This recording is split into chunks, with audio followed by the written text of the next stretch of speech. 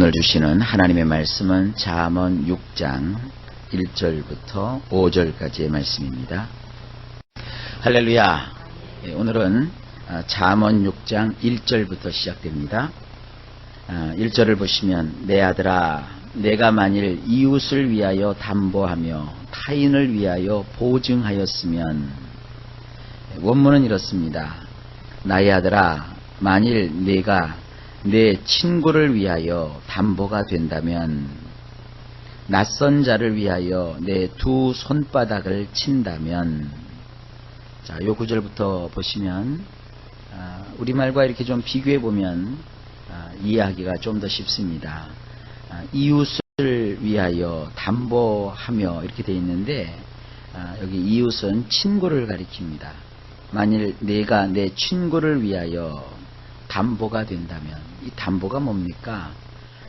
저 사람에게 돈을 꿔주십시오.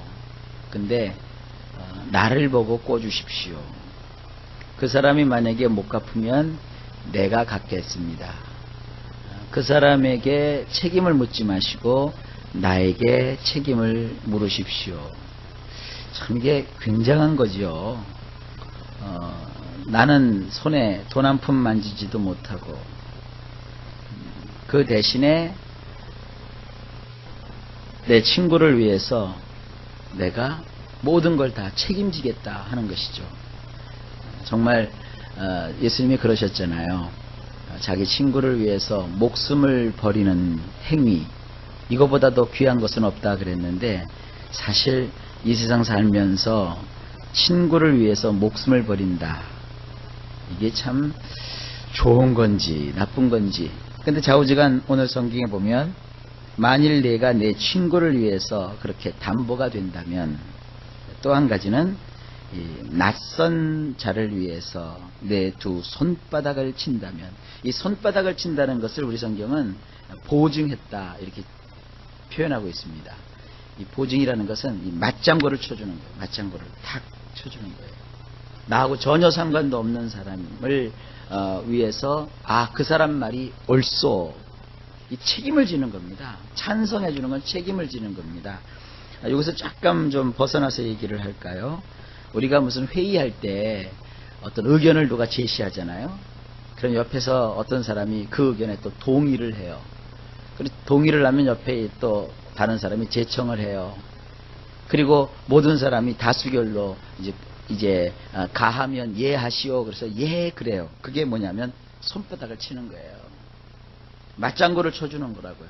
근데 우리나라 사람들은 그냥 찬성해 놓고 뒤돌아서서 또 반대하잖아요. 세워놓고 막 흔들잖아요. 이게 참 문제가 있습니다.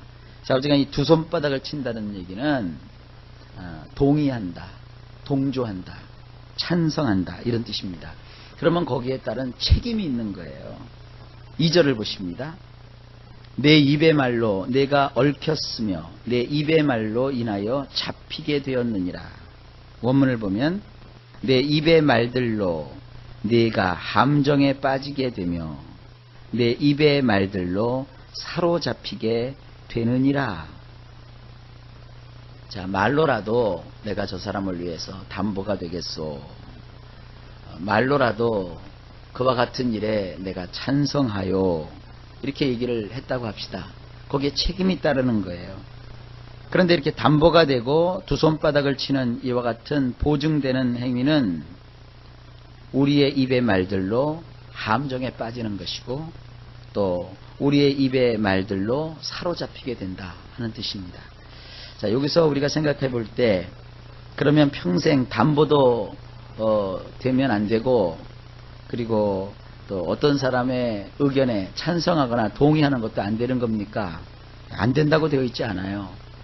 이 아비가 오랜 인생을 살다 보니까 체득한 지혜가 있단 말이에요. 그것을 지금 자식에게 깨닫게 해주는 거예요. 보니까 보증서서 잘못되고 담보 설정 잘못해서 재산 날리는 사람 우리도 많이 보지 않습니까? 혹시 우리도 경험할 수도 있지 않습니까? 그럼 자식한테 너 담보가 되지 마, 너 보증서 주지 마, 그렇게 얘기하지 않겠습니까?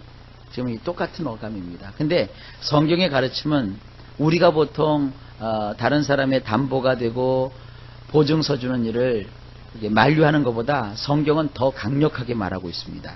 3절을 보시면 내 아들아 내가 내 이웃의 손에 빠졌은즉 이같이 하라. 너는 곧 가서 겸손히 내 이웃에게 간구하여 스스로 구원하되. 원문은 이렇게 되어 있습니다. 그러므로 이제 이렇게 하거라 내 아들아 스스로 건짐을 받도록 하거라. 내 친구의 두 손바닥에 내가 빠진 것이기 때문에 가서 밟혀서 뭉개진 자처럼 되어 내 친구에게 폭풍이 몰아치듯이 강청하거라. 굉장히 강렬한 어조로 되어 있죠. 스스로 건져야 된다 이거예요. 너를 건져줄 자가 없대요. 그런 그 담보나 보증이라고 하는 함정에 빠지고 또 그와 같은 것에 사로잡히게 되면 내 스스로가 너 자신을 구원하는 자가 돼야지 너를 구원할 자가 없다는 거예요. 그래서 어떻게 해야 되느냐?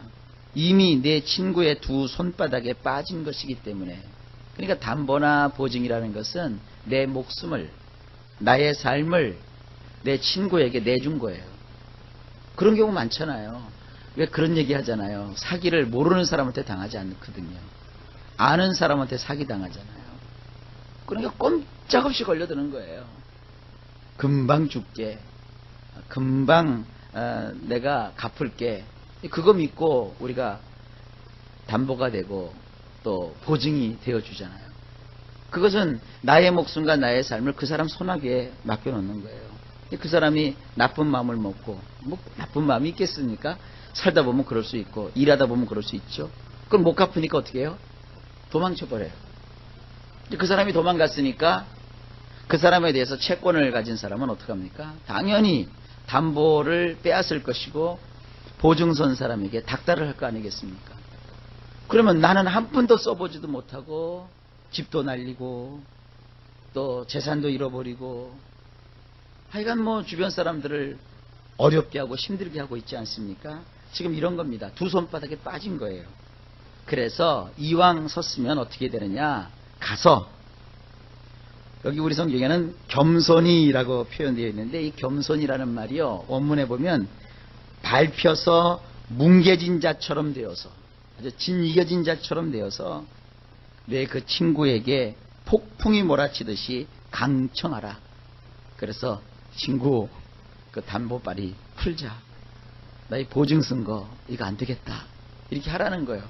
그러니까 이게 어떻게 보면 굉장히 인간성을 다 버리라는 얘기인데, 이건 뭘 강조하는 거냐면 차라리 이렇게 하는 게 낫지.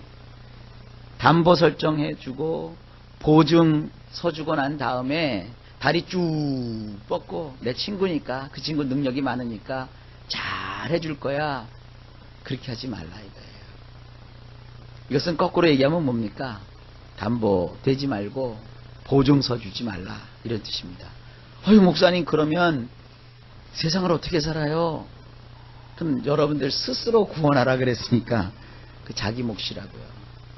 내가 조금 사람들한테 좀 몰인정하다, 상대방에게 야박하다, 이런 소리를 들을지라도 담보는 내가 제공해 주지 않고 남을 위해서 보증을 써주지는 않겠다. 이렇게 스스로, 하나님 명령이 아닙니다. 내가 그렇게 할 수도 있고 안 할 수도 있다고요. 만약에 여러분들이 피치 못할 사정으로 담보를 제공해 줘야 될 때가 있고 보증을 써줄 때가 있으면 그것은 영락없이 함정에 빠지는 것을 기억하십시오. 그러니까 내가 이거 담보 해줘서 이거 잃어버릴 각오가 돼 있으면 해주시라 이거예요. 내가 이 보증을 써서 모든 걸 다 빼앗기는 한이 있어도 저 친구하고는, 저 사람하고는 내가 관계를 계속해야 되겠다. 그럴 땐 해주란 말이에요. 그러나 기억하시라 이거죠. 그걸로 인해서 잘 되는 일이 없다 이거예요. 어렵고 힘든 것을 네가 경험해야 되니까 내 아들아, 넌 이런 것을 잘 알아서 내 스스로를 구원하도록 하라. 네 자신을 잘 지켜라. 그리고 왜 금융업을 하시는 분들이, 그래서 겉으로 볼 때는 돈이 많고 화려할 것 같지만 그분들 속은 다 들어가 있다고요. 왜냐하면 담보를 잡고 또 보증을 내가 확보했지만 그 사람이 그거 돈만 받고 도망치면 그거 받아내는 게 쉬운 일이 아니거든요. 그러니까 이게 참 이 세상 사는 동안에 담보가 되고 보증이 되고 또 담보를 잡고 보증을 확보하는 것, 이것만 가지고서 이게 안심할 수 없는 겁니다. 그래서 이 5절 말씀, 4절 말씀과 5절 말씀이 딱 하고 대기하고 있어요. 4절을 볼까요? 내 눈을 잠들게 하지 말며 눈꺼풀을 감기게 하지 말고, 원문은 이렇게 되어 있습니다. 내 두 눈에게 잠을, 내 두 눈꺼풀에게 졸음을 주지 말거라. 지금 내가 담보를 제공해 주었고 보증이 되었다면 한시라도 두 눈에 잠을, 두 눈꺼풀에 졸음을 주지 말거라. 잠자지 못할 일이 생기는 거예요. 잠을 이루지 못할 정도로 보증이 되고 담보를 제공해 주는 것은 시급한 일이에요. 또 거꾸로 얘기하면 담보를 설정해 놓고 보증을 세웠다고 해서 내가 빌려준 돈을 다 받을 것이다, 이렇게 편안하게 있을 수가 없는 상황이라는 거예요. 5절을 보시면 이렇습니다. 노루가 사냥꾼의 손에서 벗어나는 것 같이 새가 금을 치는 자의 손에서 벗어나는 것 같이 스스로 구원하라. 여기도 스스로 구원하라는 말을 우리 성경에서도 담고 있죠. 원문에도 이렇게 되어 있습니다. 손에서 벗어난 가젤 영양처럼, 새 사냥꾼의 손에서 벗어난 한 마리 새처럼 내 스스로 건짐을 받도록 하거라. 이 영양이라고 하는, 이 가젤이라고 부르는 이 영양은 이 들판에서 산에서 뛰어놀아야 되는 그런 짐승입니다. 그런데 그 짐승을 어떤 사람이 잡아서 묶어놨어요. 그러니 밖에 나가서 너른 들판을 뛰어다녀야 되고 산을 막 넘어야 될 이 양은 얼마나 답답하겠어요. 손에 꼭 붙잡혀 있으니까. 이 담보를 제공해주고 보증이 되는 일은 다른 사람 손에 내 목을 이렇게 맡기는 거예요. 그가 나를 잡고 뒤 흔드는 거예요. 그러니까 채권을 갖고 있는 사람에게도 그렇지만, 이건 완전히 내가 담보 제공해주고 보증서 준 친구에 대해서도 자유롭지가 못해요. 내 친구의 일이 잘 돼야 되고 그가 그 빚을 갚아야 되고 말이죠. 그러니까 이게 아주 좌불안석이에요. 좌불안석이니 잠이 오나요? 잠을 잘 수가 없죠. 자다가도 벌떡 깨고, 텔레비 보다가 친구끼리 보증서 줬다가 돈 떼먹고 도망갔습니다, 이런 거 보면 막 가슴이 철렁 내려앉고 말이죠. 이거 참 세상 일이라는 게 이렇습니다. 그 다음에 또 새가 하늘을 날아야 되잖아요. 근데 이 새가 지금 새 사냥꾼의 손에 잡혀 있단 말이에요. 그러니까 마치 담보를 네가 제공해주고 보증이 된다는 것은 자유로워야 될 영향이, 가젤 영향이 손에서 붙잡혀 있는 것처럼 활활활활 창공을 활개치며 날아다녀야 될 새가 새 사냥꾼의 손에 잡혀 있는 것처럼 그런 절박한 순간이라는 거예요. 그래서 너는 내 스스로 건짐을 받도록 하거라. 이것이 뭐냐? 지혜라는 겁니다. 그러니까 여러분들 이 보증이라는 거, 그리고 남에게 찬성해주고 또 거기에 동조해주고 보증이 된다는 거, 이런 거 참 여러분 조심해야 될 인생의 한 영역입니다. 이것이 지혜인 것을 아셔서 지혜롭게 하십시오. 한 가지 제가 부탁은 할게요. 누가 여러분에게 와서 담보 좀 제공해 주세요, 또 보증을 써주세요, 그러면 매몰차게 안 돼. 왜냐? 성경에 보증서 주지 말라고 했다. 이러면 여러분 정말 싸움 나요. 그러니까 지혜를 가지라고 했으니까 내가 감당할 수 있는 범위 내에서는 해줄 수 있으면 해줘야죠.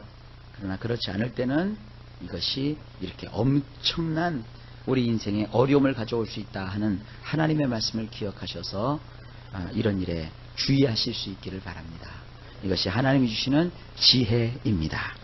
자, 오늘도 예수님 안에서 복된 하루가 되시기를 간절히